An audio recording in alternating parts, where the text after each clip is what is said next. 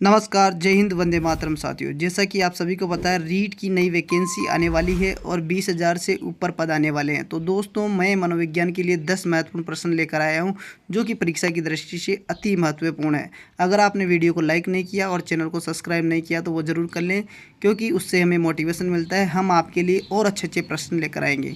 तो दोस्तों, अब चलते हैं प्रश्न नंबर 1 की ओर। संज्ञानात्मक विकास का सिद्धांत किसने दिया था? तो स्टार लगा लीजिए, ये सिद्धांत जीन पियाजे ने दिया था। बहुत भर्ती परीक्षाओं में ये प्रश्न पूछा जाता है। अगला प्रश्न है, ऐसी मानसिक संरचना जिसका सामान्यीकरण किया जा सके। सामान्यीकरण दोस्तों याद रखिएगा, सामान्यीकरण से इसको आप सोल्व कर सकते हो। इसे कहते हैं स्कीमा। इंग्लिश टर्म विशेष रूप से ध्यान रखिएगा, क्योंकि परीक्षा में इंग्लिश टर्म को मान्यता ज़्यादा दी जाती है। अगला प्रश्न, व्यवहारों का संगठित पैटर्न जिसे आसानी से दोहराया जा सके। दोस्तों, इसमें कुछ ट्रिक होती है, अगर आपको याद नहीं होता तो उस ट्रिक से भी आप याद रख सकते हैं। जैसे व्यवहारों का संगठित पैटर्न, ये संगठित पैटर्न और जिसे दोहराया जा सके, पैटर्नों को दोहराया जा सके, उसे स्कीम्स कहते हैं। ये स्कीम्स की स्पेलिंग है।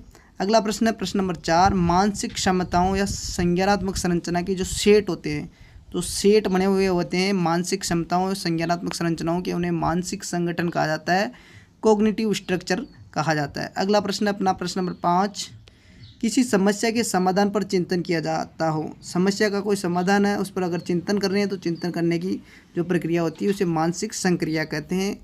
इसका ये उत्तर होगा। अगला प्रश्न है, व्यक्ति परिस्थितियों और वातावरण के अनुसार ढल जाता है हो या सामंजस्य स्थापित कर लेता हो। मान लो कोई परिस्थिति है, उसके अनुसार व्यक्ति ढल जाता हो।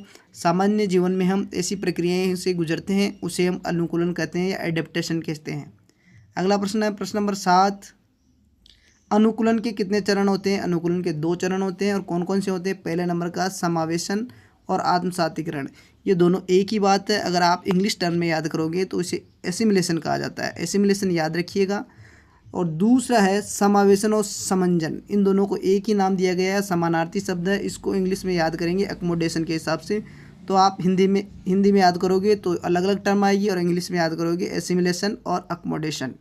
अगला प्रश्न है, नई जानकारी का वर्तमान स्कीमा में प्रवेश या नई सूचना को पूर्व ज्ञान में ज्यों का त्यों शामिल कर लेना। तो दोस्तों, ये प्रश्न तो सभी को आता ही होगा। ये बहुत ही महत्वपूर्ण प्रश्न है। इसे एसिमिलेशन कहते हैं, समावेशन कहते हैं।